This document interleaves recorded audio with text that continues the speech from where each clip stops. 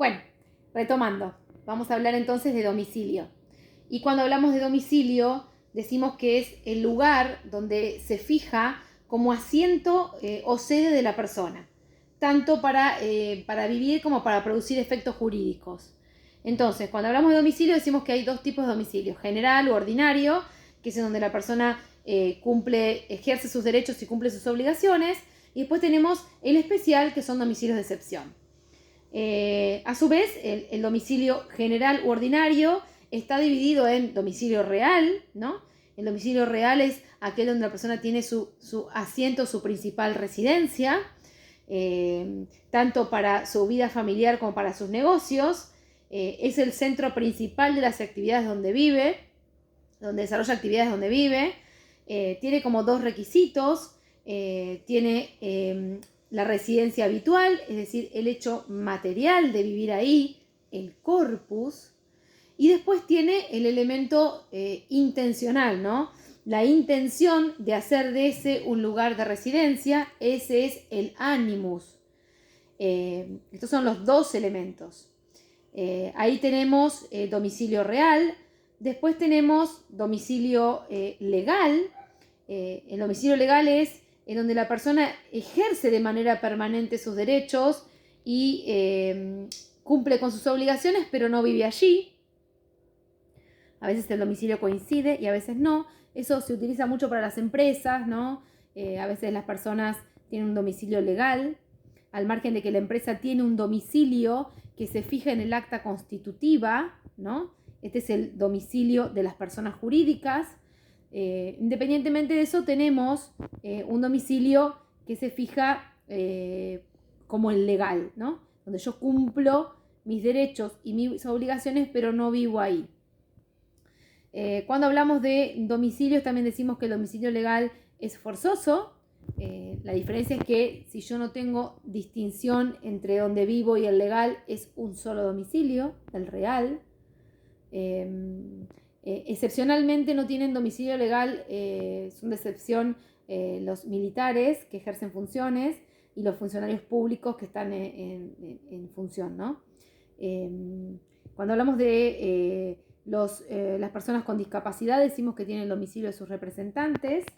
Y cuando hablamos de el domicilio de origen de todos nosotros, es el domicilio de nuestros padres, el domicilio materno.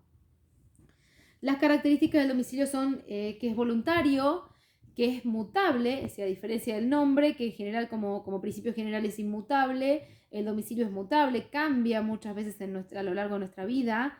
Lo que sí es inviolable conforme al artículo 18 de la Constitución Nacional.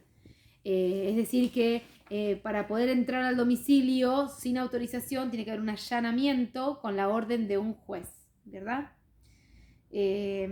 Hablamos de cuáles son los efectos del domicilio. Y los efectos del domicilio son que se determina materialmente la ley aplicable, se hace conforme al domicilio, si eso fija la competencia. Allí recibo las notificaciones judiciales. Y es también el domicilio del deudor, ¿no? Donde yo tengo un domicilio, generalmente se fija el domicilio del deudor para saber a dónde localizarlo. Puede haber también domicilios especiales que fijan las partes en los contratos, y ahí tenemos, por ejemplo, al solo efecto de librar una compraventa, fijan un domicilio especial, es perfectamente válido. Lo que hace el domicilio es, hay partes que son de Mendoza y fijan domicilio especial en Buenos Aires. Lo que hace es traer la competencia a Buenos Aires judicial frente a un conflicto. Esa es la importancia, ¿no? Entonces hay muchos contratos que arrancan con el encabezado de los datos de los intervinientes y sus domicilios actuales, y en una cláusula posterior, generalmente la anteúltima, fijan un domicilio, y eso es fijar la jurisdicción, ¿no? ¿Qué ley me va a tocar? ¿Qué lugar? ¿Qué jueces me van a aplicar la norma con el domicilio que yo estoy fijando? El domicilio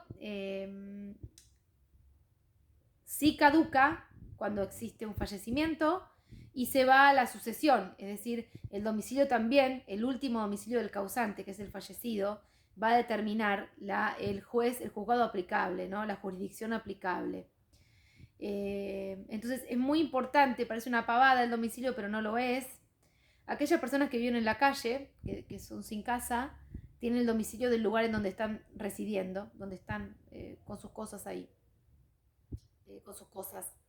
Después tenemos un domicilio ad litem, que es el domicilio que se constituye especialmente para algún tipo de litigios, y ahí tenemos el domicilio electrónico que constituimos los abogados ahora, que existe el token para poder representar a la gente con un domicilio electrónico.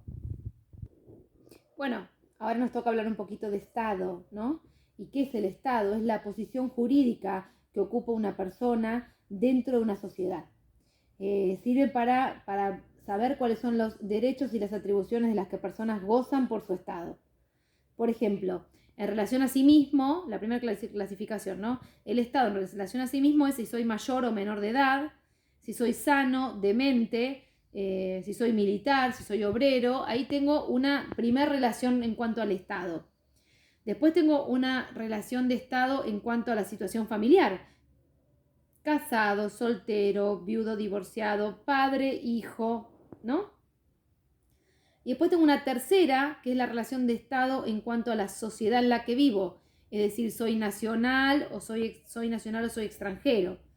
Es decir, hay distintas formas de entender el estado de una persona de acuerdo a la relación que se quiere establecer, ¿no? Puede ser a sí misma, en relación a la familia o en relación a su nacionalidad. El estado se puede modificar voluntariamente, ¿no? Yo voluntariamente puedo tener hijos, voluntariamente me puedo casar, divorciarme, y involuntariamente voy a ser mayor o menor de edad, eso no lo puedo manejar yo. En cuanto a las características, decimos que el Estado es inalienable, y cuando digo inalienable es que está fuera del comercio jurídico, es imprescriptible, no tiene vencimiento. Bueno, Estado es bastante cortito. Es importante ahora hablar del anteúltimo de los atributos, que es el patrimonio. Cuando hablamos de patrimonio decimos que es un atributo de la personalidad. El patrimonio se compone de un conjunto de bienes y de es la universalidad de activos y pasivos de una persona. Todos tenemos un patrimonio, aunque no tengamos bienes materiales. Sabemos que cuando existe una herencia, una sucesión, hay una posibilidad de hacer un beneficio de inventario, se llama, y poder distinguir, tanto separar los bienes que son del fallecido o las deudas de las que son de la persona, del hijo, por ejemplo, para que no las tengan que absorber y que se paguen con el mismo sucesorio, y si no hubiera dinero no se paguen, y no que esas deudas se trasladen a la persona. Entonces existe el beneficio de inventario para poder explicitar cuáles son aquellos bienes que componen el sucesorio. Cuando hablamos de las características del patrimonio decimos que, bueno, es una universalidad jurídica, es necesario, es único, es inalienable, es decir, el patrimonio como atributo de la personalidad no se puede vender. Se pueden vender los bienes que lo componen, pero no el patrimonio como atributo. Es necesario, todos tenemos uno, y hay como una unidad de elementos del patrimonio, ¿no? Nosotros tenemos que decir que el contenido del patrimonio es tanto los activos, cosas muebles, inmuebles, propiedades del titular, títulos, acciones, bonos, como el pasivo, deudas, obligaciones, deudas a pagar, cheques, pagarés, etc. Decimos también que hay dentro del patrimonio derechos que son patrimoniales, ¿no? El contenido patrimonial tiene que ver con los derechos, por ejemplo, los reales. Tenemos los derechos reales, por ejemplo, los que le conceden al titular un derecho de dominio, ¿no? También tenemos los derechos que son personales, deudas, acreedor, deudor y obligación. Y también tenemos los derechos intelectuales, los derechos de autor, los inventos, las obras artísticas, literarias, etc. Y de contenido extrapatrimonial tenemos los derechos personalísimos y los derechos de familia.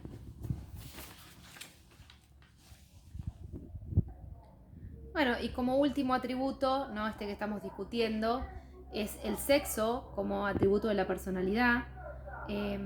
Hablamos de que la ley 26.743 recogió el criterio del fallo identidad de géneros.